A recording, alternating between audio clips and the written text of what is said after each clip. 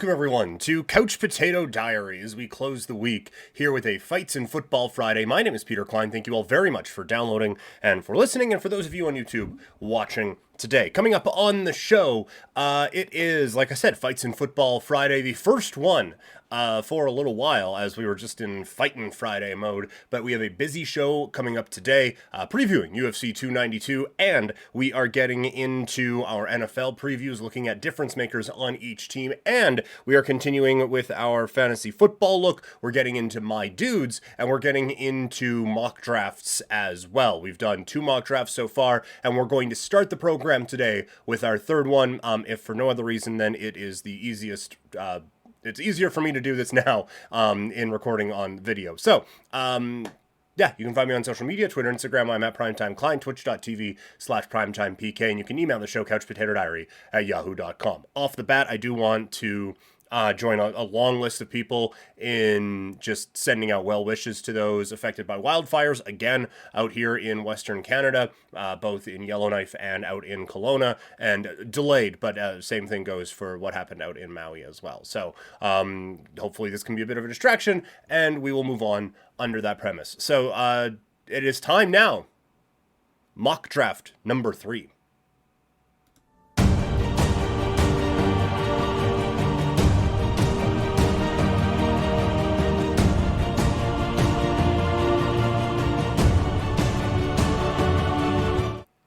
Alrighty, we are into our third mock draft here. So what the premise behind this is we are looking at each spot in a 12-team half PPR league and just seeing how different strategies work. With the first overall pick, you can find these podcasted as well. There's a playlist for them on YouTube. Just search Primetime Klein 1. That is where you can find me on YouTube. But with the first overall pick, we went Justin Jefferson and worked our way through kind of a zero RB strategy. With the second overall pick, we didn't do that. We went Christian McCaffrey. We've noticed that wide receiver it definitely thins out, and I think it thins out this year quicker than running back does. So we'll see where this draft kind of takes us this time around as we go from the number 3 spot. As always, we are doing it on #NotASponsor, but on the Sleeper app. So let's click this button. Let's go start draft. Yes, I want to start, and we are underway. So, as expected, it goes Jamar Chase. Oh, not expected. Sorry. It goes Jamar Chase and Christian McCaffrey 1-2. So we're going to get Justin Jefferson and be very happy about this at this spot. Travis Kelce goes immediately after. I'm going to mute that. That I don't know if I don't think it was picking up on the thing, but it was picking it up for me, and that was annoying me. So we have skipped that. Patrick Mahomes, first quarterback off the board in the second round. Coming back around here, Kelce, the only tight end off of the board. It is now to us. So we have gone Josh Allen in a couple of these spots. We've gone Josh Allen in this spot. We've gone Ramondre Stevenson in this spot as well. Do we want to double up on wide receivers again and see how that zero RB type of a style really wants us to go? I'm going to kind of put my money where my mouth is. I'm going to get into my dudes later, which I'll explain the premise of that. I've said premise too many times on this show, but I'm going to put my money where my mouth is. I'm going to go Ramondre Stevenson. I think he is capable of being a number 1 running back, even with Ezekiel Elliott out in New England this year. So the pick to click is going to be Ramondre Stevenson. Garrett Wilson, Mark Andrews, Josh Allen, and Najee Harris come off of the board. So it comes back around to me. Looking at the players that are available right now, it is Chris Olave, T. Higgins, and Devonta Smith as the wide receivers. At running back, it is Breece Hall, Travis Etienne, and Jahmyr Gibbs. So it does feel a little bit high for this, but I just feel like everyone else is a tier below. I'm going to go Jalen Hurts in this spot, and we're going to see what our draft looks like here, going wide receiver, running back, and quarterback with our first 3 spots. Another quarterback comes off the board with the 6th overall pick in the 3rd round. That would be Lamar Jackson. Deebo Samuel comes off. So I've been saying that I want to get Darren Waller in these drafts, I'm probably going to have to reach here. And this is where the strategy of taking Hurts backfires a little bit, because Justin Herbert is sitting right here, and that's why maybe you don't necessarily reach on those quarterbacks in the way that we just did. But I am, like, DeAndre Hopkins is available here as a wide receiver. We haven't gone tight end yet.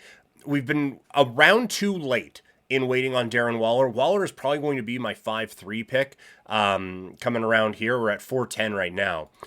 Wide receivers available: DeAndre Hopkins, DJ Moore, Jerry Jeudy, Drake London, and Christian Watson. Running backs are Aaron Jones, Miles Sanders, Damian Pierce, J.K. Dobbins, and Cam Akers. I am really intrigued by DJ Moore this year, so we're going to take DJ Moore in this spot and solidify our wide receiver room again. Off of the board after us goes Aaron Jones, Nuke Hopkins, Damian Pierce, and George Kittle. So that fell the way we kind of thought, and we are now going to take Darren Waller in this spot. And again, putting my money where my mouth is after doing a little bit more research on these topics as it comes around. So this would be an area now where we're probably hoping to get our number 2 running back. I was just about to say I am hoping that DeAndre Swift stays on. He did not. So we missed him by about 6 picks. I've been taking Javonte Williams in these spots at some certain times.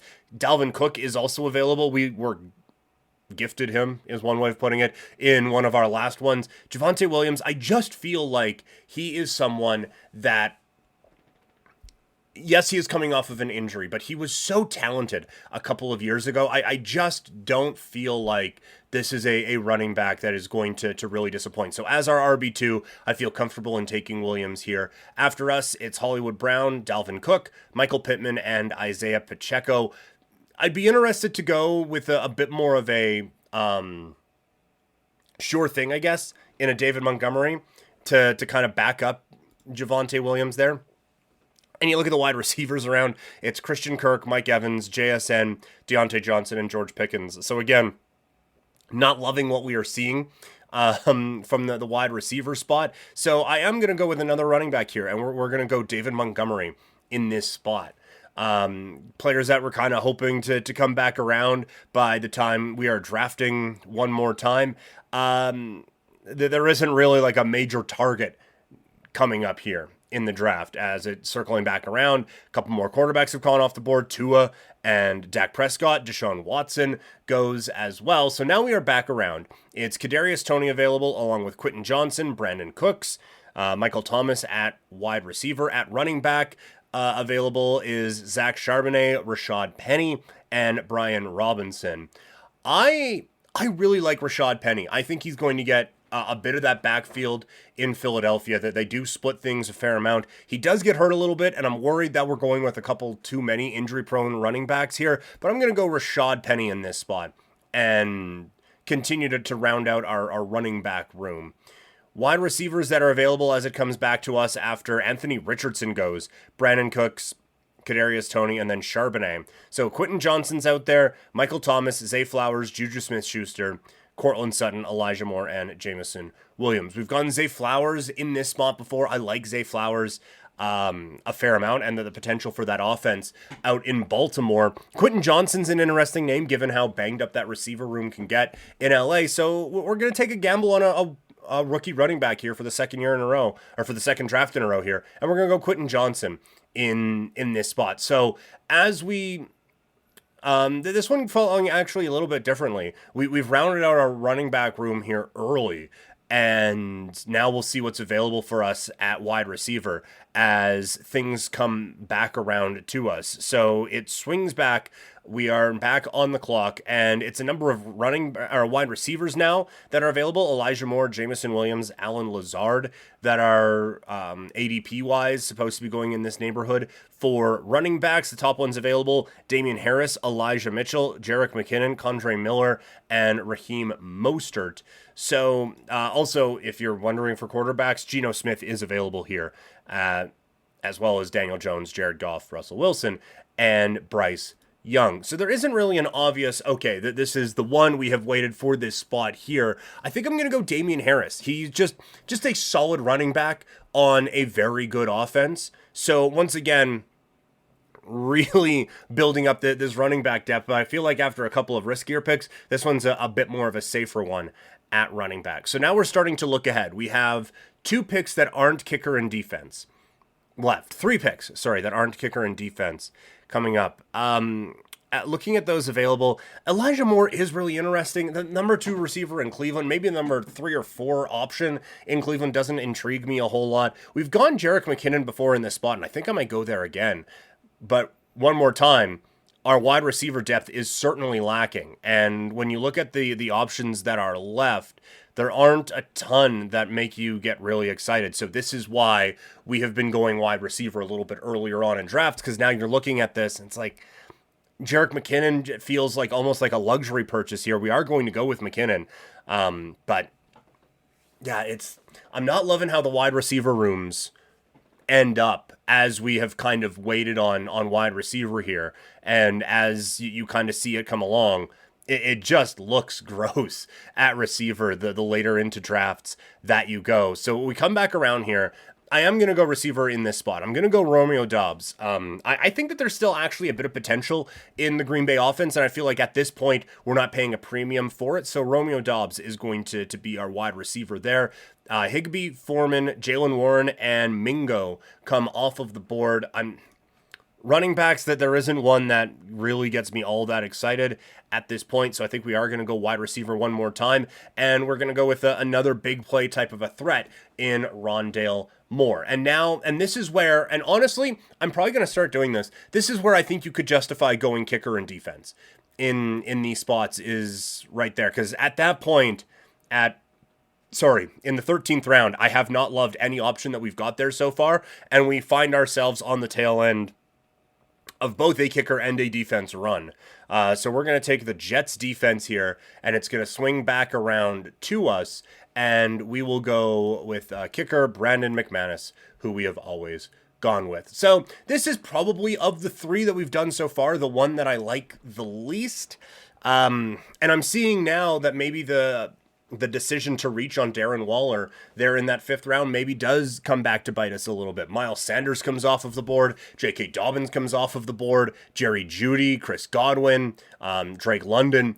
Maybe those are some options that you would like ahead of a Darren Waller. So maybe reaching on the tight end that I wanted, maybe that does end up coming back to bite a little bit. But that is a player that I've kind of targeted as a guy who I would really like. But that might have been the strategic error here. So to recap, our starting group here, our quarterback is going to be Jalen Hurts, wide receiver Justin Jefferson and DJ Moore out in Chicago. Our starting running backs are going to be Ramondre Stevenson and Javonte Williams. Our starting tight end is Darren Waller, and then in the flex, David Montgomery is kind of our best option right now. So this one, not the strongest of teams from the 3 hole. I would say this one is my least favorite of the teams that we've put together so far. Looking at the depth of things, we only drafted 1 quarterback. Our wide receiver room is Justin Jefferson, DJ Moore, Quentin Johnson, Romeo Doubs, and Rondale Moore. And our running backs are Ramondre Stevenson. Sorry for watching along, and I'm scrolling all over the place. Ramondre Stevenson, Javonte Williams, David Montgomery, Rashad Penny, Damian Harris, and Jerick McKinnon.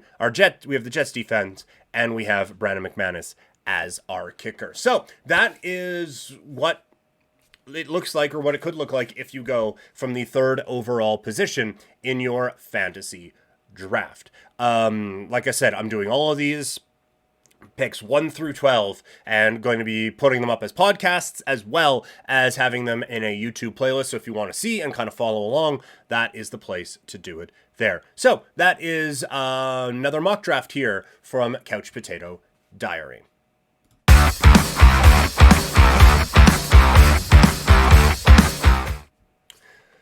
Let's get into our actual NFL previews now, as we are looking today at difference makers. I think that's a term that gets thrown around a fair amount, and I've had to go through and kind of edit, and honestly, I'll probably edit it down one more time. But these are players that can really, truly make a difference on NFL teams and kind of move that needle in helping a team get to where they want to get to, and that would be a championship. We are going to do this in alphabetical order. We will start with the Arizona Cardinals. They have but one difference maker, and that would be Kyler Murray. You could make maybe a case for Budda Baker, but no, it's Kyler. Next up is Atlanta. They have a couple, both on the offensive line, and that's why I think a Bijan Robinson gets very interesting. It's Chris Lidstrom, who was the PFL's highest graded guard this season, and Jake Matthews, who has been a just rock solid tackle for this team for a long time. So they've established that foundation on the offensive line. It's just getting the quarterback around. I think Atlanta's kind of a sneaky good team that no one's talking about, but solid offensive line. Bijan Robinson, you like you like London in the receiving room. Few things happening in Atlanta, and in a bad division, that's not the worst place to be. Baltimore's got a couple. Lamar Jackson, I think, is a difference maker and a needle mover at quarterback. He gets help from Ronnie Stanley on the offensive line. Roquan Smith was a borderline for me. I didn't quite put him in, and I put John Harbaugh as a difference maker as this team's head coach. The Buffalo Bills, I think they have three. Josh Allen at quarterback. That one seems pretty obvious. Stephon Diggs at wide receiver. I think the proof is in the pudding, as they say, as he went to Buffalo and made an immediate difference. And Tre'Davious White in that defensive backfield as a cornerback. I think that in his pass coverage, he has become a difference maker there. In Carolina, there's one. It's J.C. Horn, and that one is a little borderline, but we'll give it to him just so Carolina can have one. Chicago, for a team that is supposed to be on the rise, that next year might have a few more. We might be able to move Justin Fields into this spot, but for now it's just Tremaine Edmonds at linebacker, kind of solidifying that defense, but even that one's pretty borderline actually out in Chicago. I think there's three with the Cincinnati Bengals. I think it's Joe Burrow, Jamar Chase, and then on defense, Trey Hendrickson. I think those, I don't think you're going to get much argument on any of those guys. Joe Burrow is an absolute culture changer. Jamar Chase is a difference maker when it comes to being a wide receiver. And Trey Hendrickson can get pressure on the quarterback just by himself. And that opens up so much more on that defense. And these three guys are, I think, like the key reasons why Cincinnati is now perennially a contender to go to the Super Bowl. In Cleveland, there's three. It is Denzel Ward on defense, along with Myles Garrett. I think that combination gives this Browns defense a real identity out in a division that has the identity in the AFC North. And then I do think Nick Chubb at running back is a difference maker. There are very few running backs on this list, but I think Nick Chubb has the talent and the potential to be one of them. The Dallas Cowboys have two. Micah Parsons, I think, is pretty obvious. He has worked his way into the discussion, and probably at the top of the discussion, as being the best defensive player in the league, and I think one of the bigger impact defensive players in the league. And then Zach Martin from the guard spot. I think he can really make a big difference on that offensive line. In Denver, there's two. It's both in the defense. That shouldn't surprise you. Patrick Surtain and Justin Simmons.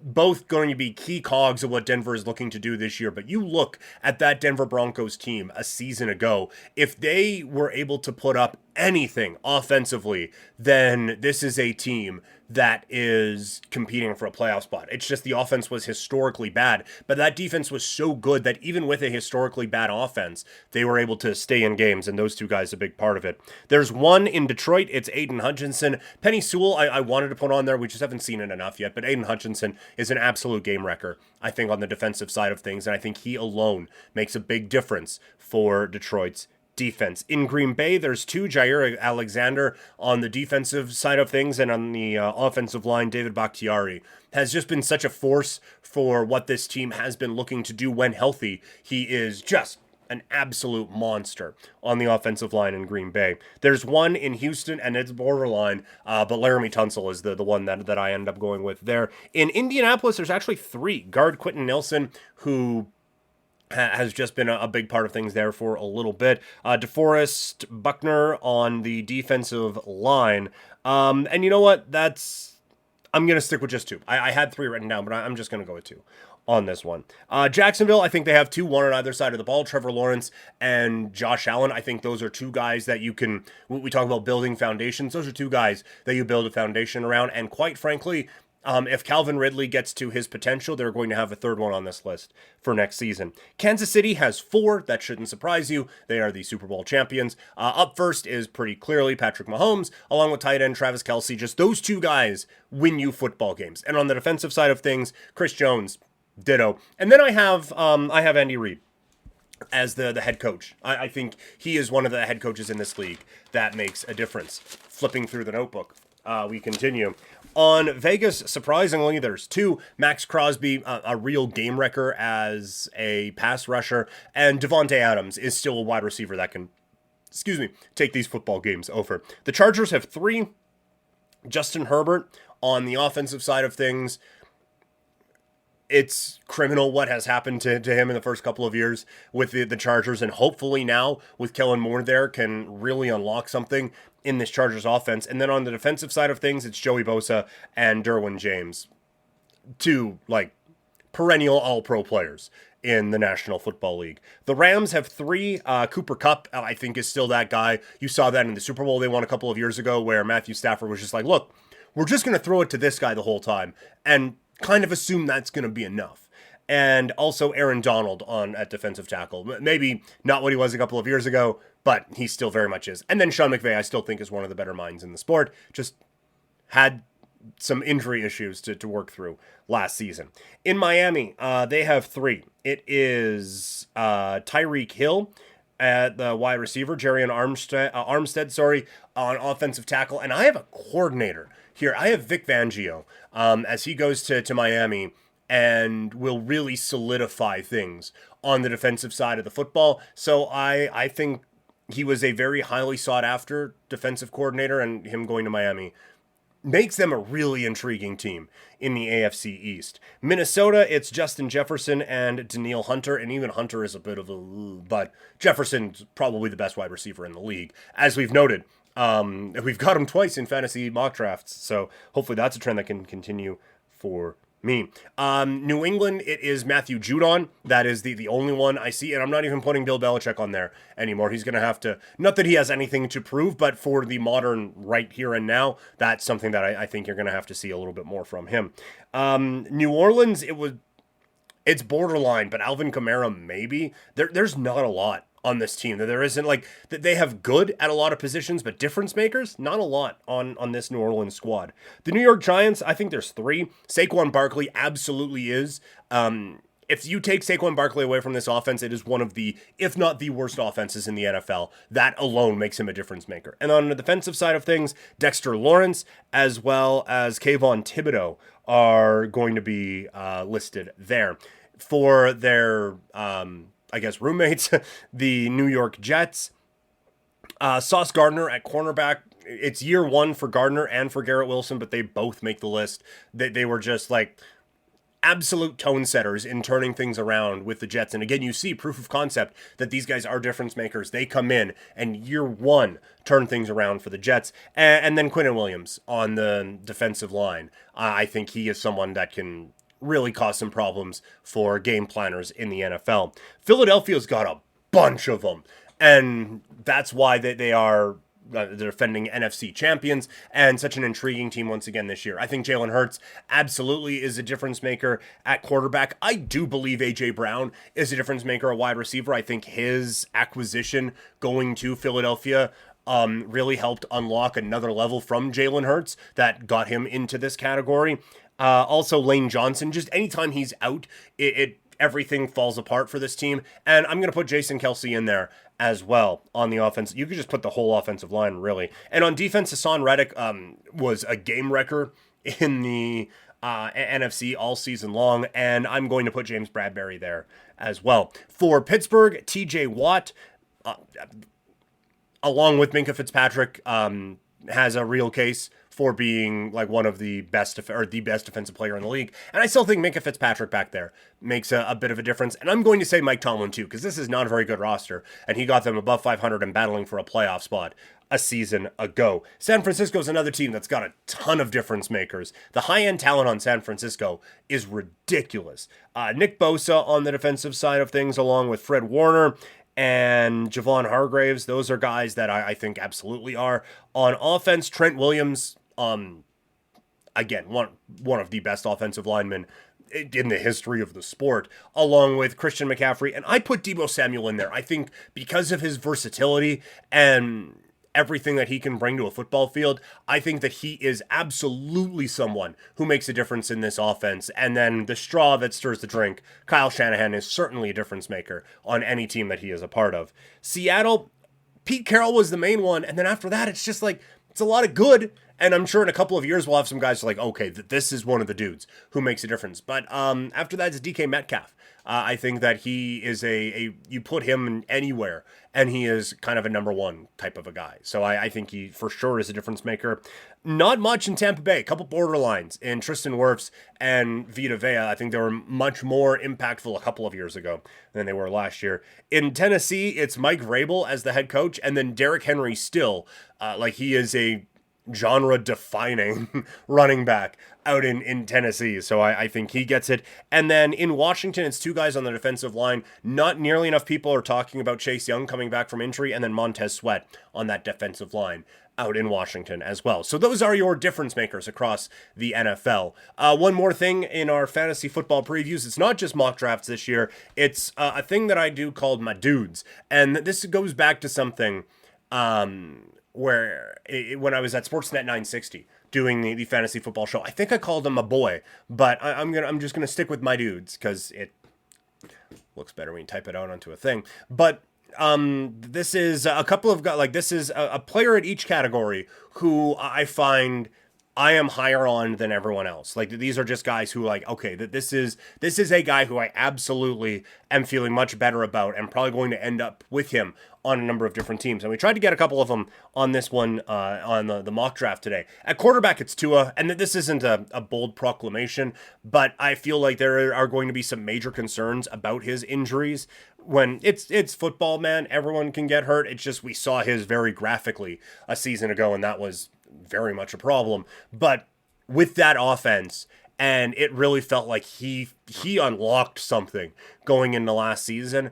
And so because of that, I do think that whatever you get from him health-wise, you're absolutely going to need to draft a backup quarterback with him. That would be one where I would get Tua, and almost immediately I would look for Geno Smith as well.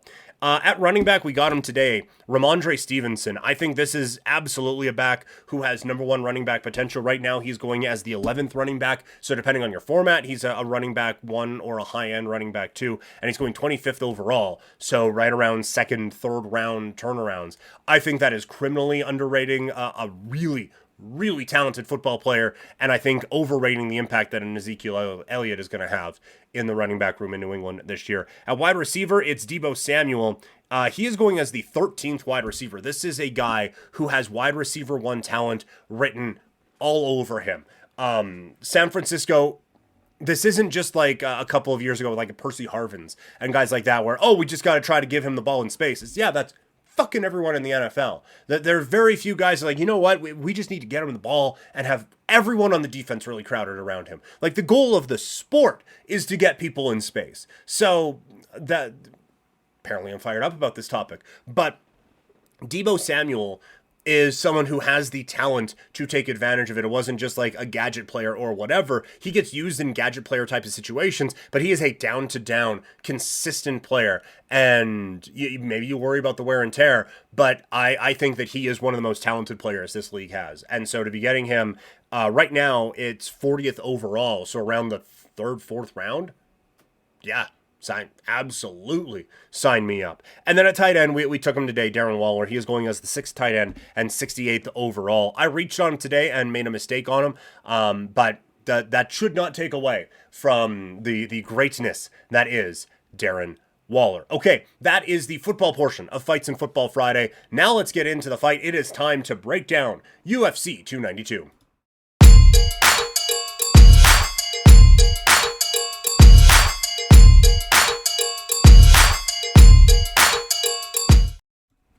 All right, UFC 292 coming to you from Boston this weekend. 2 title fights. We are going to be previewing both of them coming up right away here. But overall, like this is going to be a pretty fun fight. You look at some of the prelims, like Andre Lee is a fighter that people recognize. Jared Mearshart is on there as well. The big one on the prelims is absolutely Chris Weidman coming back from a 2-year layoff, taking on Brad Tavares. This one I am not anticipating to be the most entertaining fight in the history of the sport. But it's just going to be great to see one of the true greats of the sport, Chris Weidman, get back in there after an injury. The night will start on pay-per-view in the bantamweight division as Marlon Vera takes on Pedro Munoz. Vera is 30 years old, born in Ecuador, 5'8", training at RVCA Training Center, 28-1 in his pro career with 8 wins by submission, 8 wins by knockout, and 8 losses by decision. If you remember, 28-1. So this is a fighter who has never been stopped. His last bout, a split decision loss to Corey Sandhagen back in the UFC on ESPN in March of 2023, which ended a 4-fight win streak featuring KO wins over Dominic Cruz and Frankie Edgar. He's been in the UFC since 2014, amassing a record of 14-7. He's been a pro since 2011 and carries with him a Brazilian Jiu-Jitsu black belt. He goes up against Pedro Munoz, who is 36 years old, out of Sao Paulo, Brazil, 5'6", 65-inch reach. There he is 20-7 with 2 no contests, 5 wins by knockout, 8 wins by submission, and 7 decision losses. So again, never been stopped. He is coming off of a win in a unanimous decision victory over Chris Gutierrez back at the UFC on ESPN in April of this year, which ended a 3-fight winless streak for him. His last 7 bouts, it has been a bit of a slog for Munoz, as he is 2-4 with 1 no contest.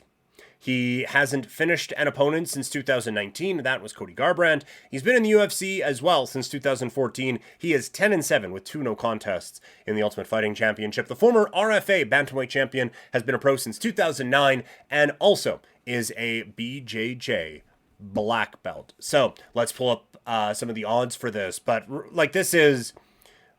I have a lot of respect for the talents of Pedro Munoz, but I personally don't believe that this is a fighter that is anywhere close to the level of Marlon Chito Vera. I think Vera is one of the higher ranking type of fighters in this division, and in this sport, quite frankly. And so I feel like this is a fight that Vera should do quite well in. Just as we're trying to pull up the odds here.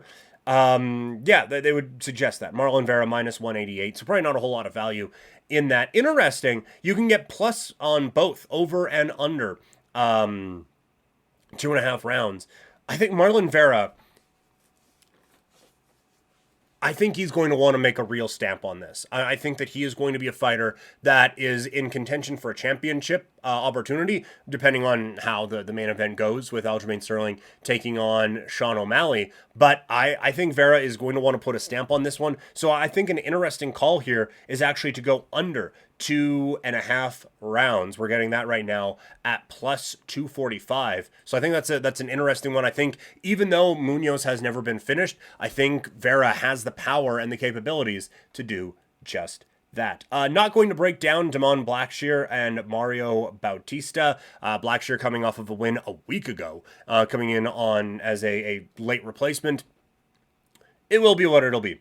In the welterweight division, Ian Gary, who has been all about the self-promotion this week, goes up against Neil Magny, who never is about the self-promotion. Gary is 25 years old, born in Ireland, 6'3", 74.5-inch reach advantage, trains under the tutelage of Henry Hooft at Killcliff FC. Perfect record of 12-0, 7 wins by knockout, 1 by submission. One of those knockout wins came back in May in his last bout, where he beat Daniel Rodriguez in the UFC on ABC. He has already fought twice in 2023, back-to-back finishes after back-to-back decisions. He's been in the UFC a couple of years, 5-0 with 3 stoppages. Former Cage Warriors welterweight champion. He is a judo black belt. He actually started in boxing, and then as Conor McGregor rose to prominence, he shifted over to judo to expand his martial arts repertoire and has been very talented in that. He's pro since 2019. Neil Magny, 36 years old, out of Brooklyn, New York. 6'3" with an 80-inch reach, so he will have a 5.5-inch reach advantage coming into this bout. Trading at Elevation Fight Team, 28-10 with 11 wins by stoppage, and he has been stopped 8 out of the 10 times he has been defeated in his career. His last win, a split decision win over Philip Rowe at the UFC on ABC, June 24th, 2023. That was his second fight of 2023. He has alternated wins and losses in his last 5, but the losses have come to Gilbert Burns and Shavkat Rakhmonov. So the tippy top of the welterweight division are the ones that Neil Magny has had trouble with, and that is what Ian Gary is going to look to prove that he is coming up on Saturday night. Magny has the most wins in welterweight history. He has the most decision wins in the history of the Ultimate Fighting Championship. He made his debut, and we bring this up every time Neil Magny fights. He made his debut at UFC 157. Also fighting on that card in the main event, it was the first ever women's title fight, with Ronda Rousey going up against Liz Carmouche. He fought on the Facebook prelims of that. That tells you where we were at era-wise, that there was a Facebook prelims. Also on the card, Lyoto Machida against Dan Henderson. Uriah Faber was on this card, as was now comedian Brendan Schaub. So it's been a while since Neil Magny has been stepping into the octagon. Made his debut at UFC 157. He is now fighting at UFC 292. So dude's been in there a little bit. He is 21-9 in the UFC after coming into the promotion from the Ultimate Fighter. A pro since 2010. He also has a BA in criminal justice and served in the army where he was deployed to Kuwait. Gary is the new hotness in welterweight, and he is a gigantic favorite right now. And actually, you're not getting great odds for this fight to go 3. Well, if you do think it's going 3, it's actually not bad at plus 110, but it's minus 150 for this to finish under 2.5 rounds. Gary is just on quite a roll. Neil Magny, I think, is going to hang in there with him, but I don't think that Neil Magny has it at this point to keep up with Ian Gary. Now, if Gary has that same feeling, it could be a long night for him. I don't think Magny gets finished in this. I think that this is going to be one of the tougher tests of Ian Gary's career, but I do think that he is going to be able to pull this one out. So Ian Gary is going to be my pick by decision in this one. We then get into the co-main event of the evening for the UFC Women's Strawweight Championship as the champion, Zhang Weili, takes on Amanda Lemos. Zhang is 34 years old, born in China. At 5'4", she has a 63-inch reach. She trains at Black Tiger Fight Club. 23-3, 11 wins by knockout, 8 by submission, 1 KO loss, and 2 decision losses in her career. Her most recent fight was the one that she won the championship in again, as she beat Carla Esparza. The division kind of fell right for her,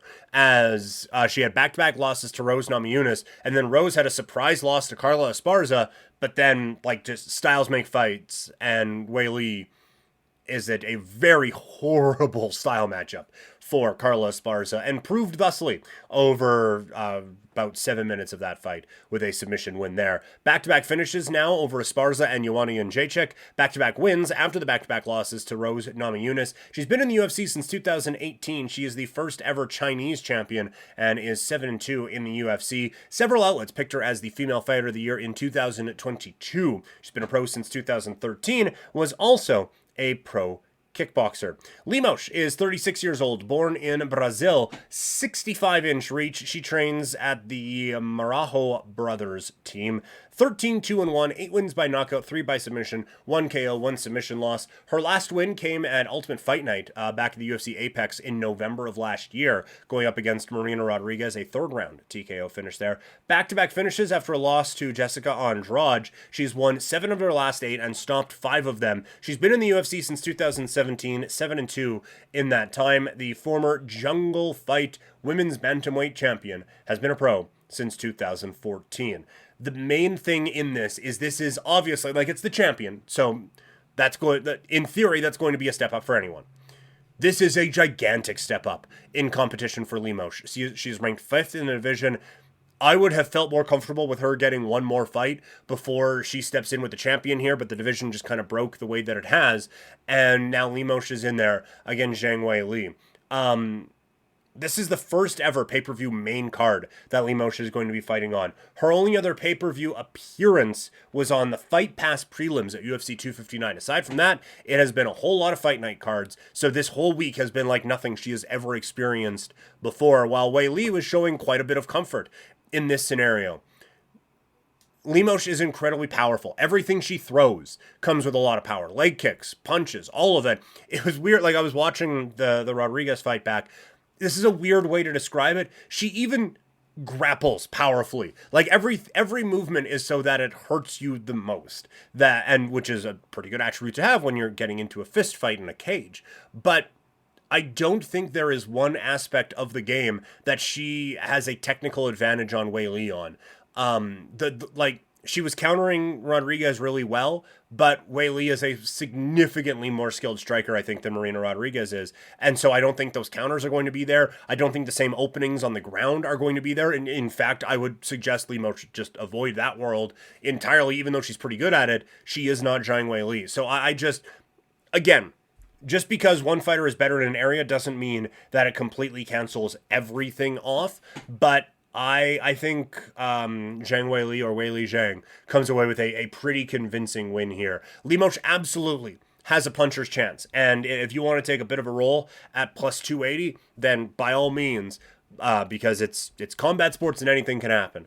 But Weili Zhang is, I think, with all due respect, significantly superior in almost every form of the combat sports world. So it seems pretty harsh, but that is my analysis for Zhang Weili taking on Amanda Lemos. And then we get into the main event of the evening. It is for the UFC's Bantamweight Championship as Aljamain Sterling takes on Sugar Sean O'Malley. Sterling is 34 years old, out of Uniondale, New York, 5'7" with a 71-inch reach advantage, training out of the Cerro Longo fight team. He is 23-3 in his career, with 3 wins coming by knockout, 8 by submission, another 1 by disqualification. We all remember that one. It's where he won the title. 1 knockout loss and 2 decision losses on his resume. His most recent bout at UFC 288, where he defeated one of the all-time greats in the sport in Henry Cejudo by split decision. It is a 9-fight win streak, with notable wins over TJ Dillashaw, the aforementioned Cejudo, Petr Yan, and Corey Sandhagen as well. 5 decisions in that win streak. He has the most successful title defenses in UFC history, the second most title wins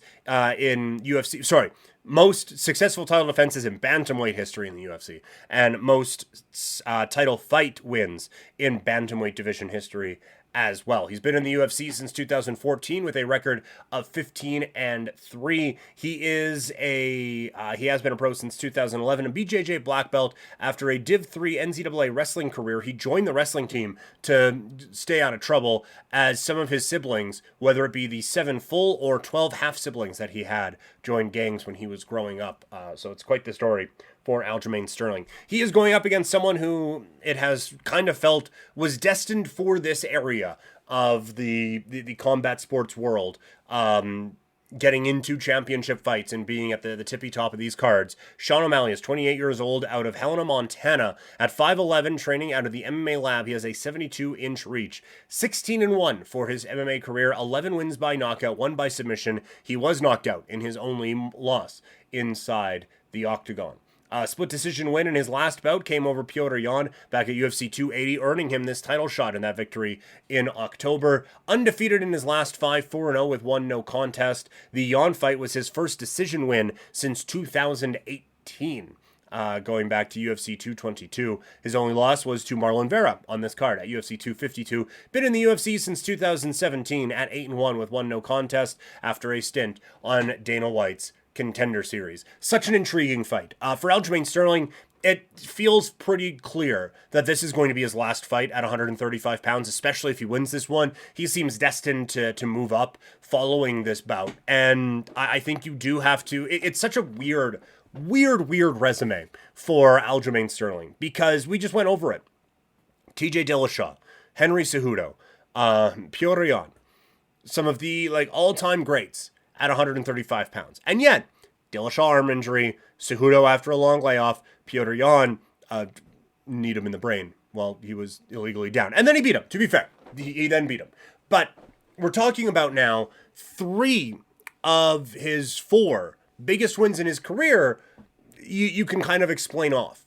And as things go on, that stuff starts to matter less. But here in the moment, it doesn't, it feels, quite frankly, it feels, looking at the resume, it feels disrespectful to even question it, but bringing it up also feels disrespectful in a different way. Talking about Aljamain Sterling's status as the bantamweight GOAT in the history of mixed martial arts. The initial reaction is, no, he's not. He's not, honestly, not particularly close, in my opinion. But then you look at the resume and it's like, well, how is he not? Dillashaw, Cejudo, Yan, Sandhagen, He has beat some really, really top level competition, but it's just the way that it's all gone has been very strange around Aljamain Sterling. He's going to want this fight on Saturday to be just as strange. I think that if this turns into a technical showcase, that is going to be quite bad for Aljamain Sterling. And that's not to say that he's just going out there and just like the Homer Simpson where I'm going to wave my arms and if they happen to hit you, they hit you. But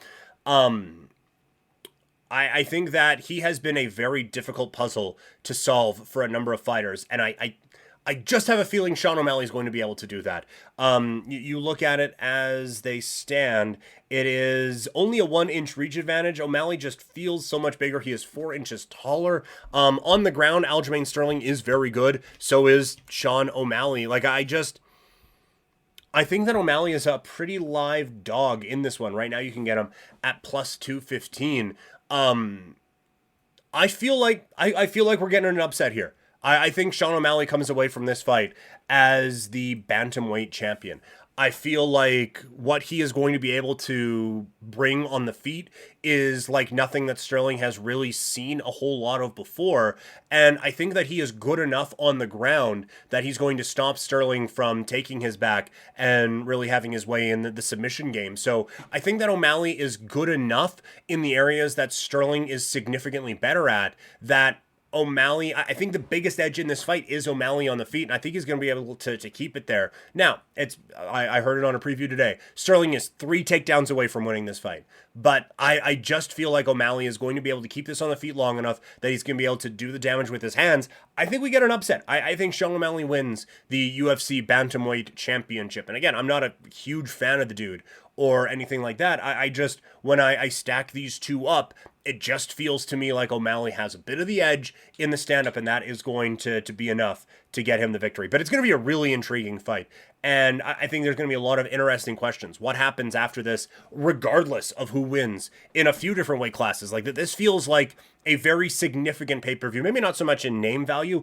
but in terms of, like, setting things up down the road. Feels like a lot of things of significance happen on this fight card this weekend. So, just quickly, today's ticket, we picked 3 from this. We have the under. Sorry, I'm using 2 computers and picked the wrong mouse. We have the under in the Marlon Vera Pedro Munoz fight. That was at plus 245. We have the under in the Ian Gary. Wait, no, we have the over. Sorry, we have the over for the Ian Gary Neil Magny fight. This is over or under 2.5 rounds. So basically, does it go to a decision or not? And then Sean O'Malley to win straight up over Aljamain Sterling at plus 215.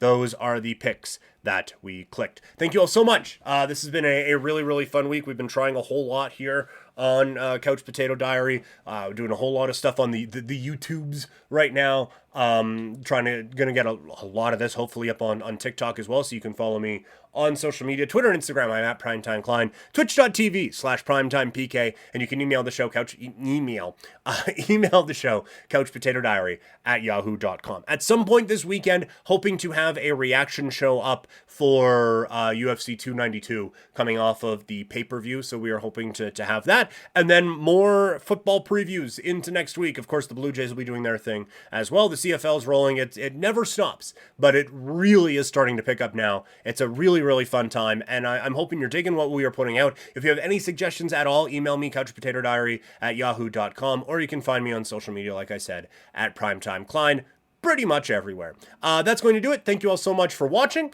Thank you all for listening, and I will talk to you all later.